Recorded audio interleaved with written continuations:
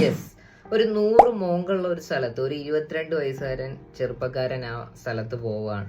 അങ്ങനെ ഒരു ദിവസം ഒരു മോങ്ങിനെ വിളിച്ചിട്ട് പറഞ്ഞു, ഞാൻ എത്ര ശ്രമിച്ചിട്ടും എനിക്ക് സമാധാനം കിട്ടും, നിങ്ങൾ എങ്ങനെയാണ് ഈ പീസ്ഫുൾ ലൈഫ് തുടർന്നു പോകുന്നത്?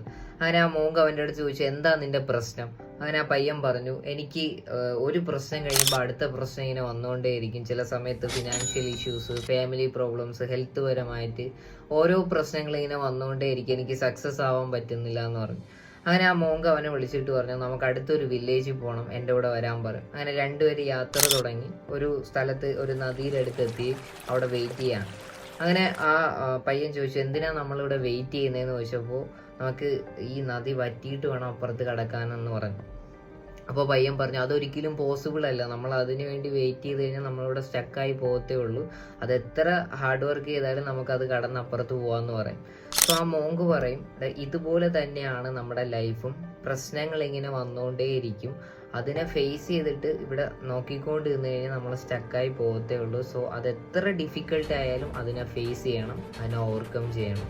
സോ ഈ ഒരു തോട്ട് ഓഫ് മൈൻഡ് അവന് പുതിയൊരു ലൈഫ് സ്റ്റാർട്ട് ചെയ്യാൻ പറ്റി. ഓരോ പ്രശ്നങ്ങളെയും ഫേസ് ചെയ്ത് അതിനെ ഓവർകം ചെയ്യാൻ തുടങ്ങി. സോ പ്രശ്നത്തെ ഫേസ് ചെയ്ത് അവിടെ സ്റ്റക്കായി നിൽക്കുന്ന ആ ഫ്രണ്ടിന് ഈ വീഡിയോ ഷെയർ ചെയ്ത് കൊടുക്കുക. കൂടുതൽ വീഡിയോസ് പേജ് മറക്കാതെ ഫോളോ ചെയ്യുക.